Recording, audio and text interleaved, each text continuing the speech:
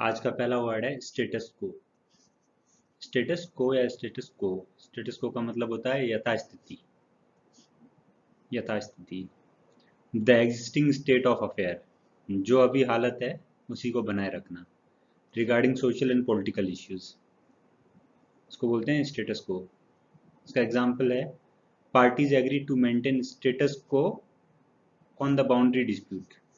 जो बॉर्डर पे मतभेद है, जो बॉर्डर है वर्तमान में, उसी बॉर्डर को मेंटेन करने के लिए दोनों पार्टीज एग्री की हैं कि जो अभी हालत है उसी को हम बनाए रखेंगे, यथास्थिति बनाए रखेंगे, तो उसे बोलते हैं स्टेटस को।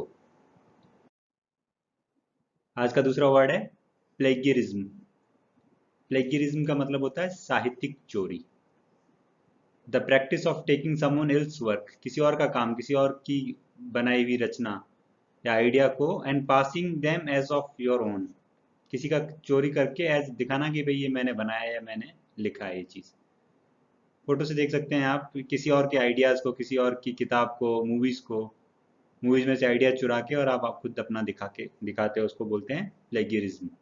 इसका एग्जांपल है प्लेगियरिज्म इज रैम्पेंट। रैम्पेंट मतलब बहुत भयानक रूप से फैला हुआ है इन इंडियन मूवी इंडस्ट्री। अक्सर आप देखेंगे भारतीय मूवी, बॉलीवुड मूवीज़ में जो कॉन्सेप्ट होता है, जो सीन होते हैं, दूसरी फिल्मों से चोरी किए हुए होते हैं। इसे बोलते हैं प्लेगियरिज्म। इसके सिनोनिम्स हैं कॉपिंग, कॉपी करना; पायरेसी, चुराना; थेफ्ट मतलब चुराना। वीडियो अच्छा लग रहा हो तो आप इसे लाइक कीजिएगा और चैनल को जरूर सब्सक्राइब कीजिएगा। वीडियो के डिस्क्रिप्शन में व्हाट्सएप ग्रुप का लिंक दिया हुआ है, आप उसे ज्वाइन कर सकते हैं और अपना कोई भी डाउट इंग्लिश से रिलेटेड वहाँ पूछ सकते हैं। आज का तीसरा शब्द है स्टैच्यूटरी। स्टैच्यूटरी, स्टैच्यूटरी का मतलब होता है कानूनी। स्टैच्यूट, स्टैच्यूट का वर्ड मतलब होता है लॉ, तो स्टैट्यूटरी का मतलब होगा कानूनी। रिक्वायर्ड, परमिटेड और इनेक्टेड बाय स्टैट्यूट मतलब लॉ, ऐसी चीज जो कानून द्वारा या तो कही जा रही है आपको करनी है या कानूनन तौर पे उसको अलाउ किया है, तो उसे हम बोलेंगे स्टैट्यूटरी। सिनोनिम है लीगल एंड रेगुलेशन। इसका जो एग्जाम्पल है स्टैट्यूटरी रेप। स्टैट्यूटरी रेप का मतलब होता है कि चाहे आपने किसी के साथ कानूनन तौर पे उसकी मर्जी से आपने उसके साथ संबंध बनाए हो, लेकिन वो रेप माना जाएगा क्योंकि उसकी उम्र 18 साल से कम थी।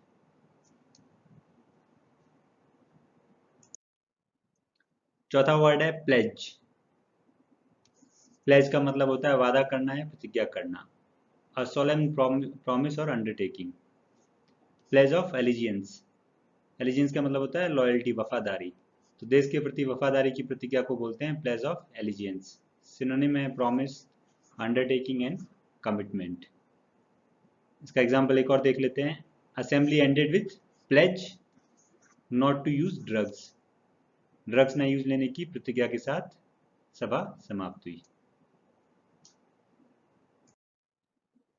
आज का आखिरी वर्ड है वेरी। वेरी, वेरी का मतलब होता है, ये ध्यान रखना है आपको, WARY है वेरी, और जो WORRY होता है उसको बोलते हैं वरी। वेरी का मतलब होशियार, सजग, चौकन्ना रहना, चौकस रहना। इंग्लिश में कहते हैं फीलिंग और showing caution about possible danger और प्रॉब्लम। कुछ समस्या है उसके लिए चौकन्ना रहने को क्या बोलते हैं? Very. Children are taught to be wary of strangers. Wary of strangers मतलब अनजान लोगों के प्रति चौकन्ना, चौकस, होशियार रहने का हम बच्चों को सिखाते हैं ताकि उन्हें कोई अगवा ना कर ले।